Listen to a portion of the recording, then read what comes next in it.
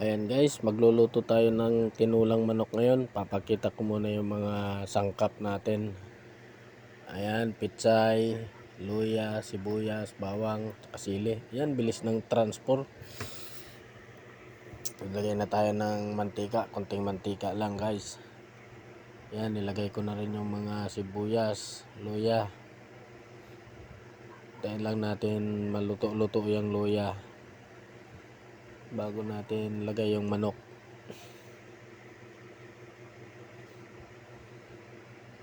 Kailangan luto na yung luya guys, tapos sibuyas para mas malasa. Tsaka mas mabango pagka luto na yung luya bago natin lagay yung manok.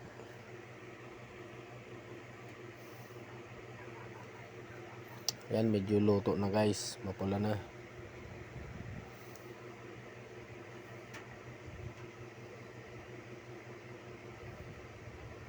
Yan, kunti pa para lutong luto talaga siya, mabango.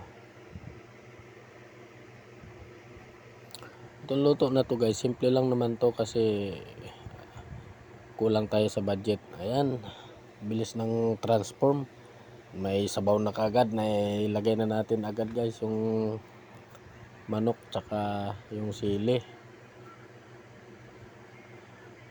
Binilisan ko na guys kasi gutom na.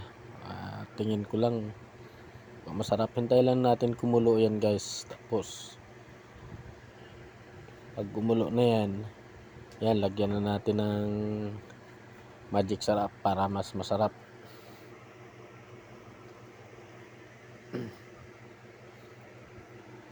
Yan, halo-haloin muna natin guys. Kailangan lutong-luto siya guys para lumabas talaga yung lasa ng manok.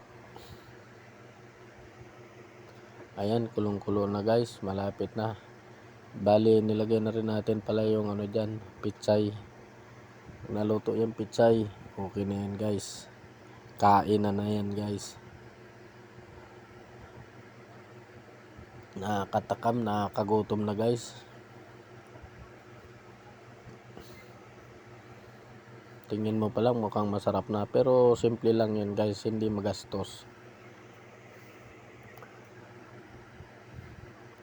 Bali, ang nagastos dyan lang wala pang 200 guys, kasi 100 lang yung manok. Yan, tikman na natin guys kung tama na yung timpla. Pag tama na, patayin na natin yan. Okay na yan, chiboga na yan.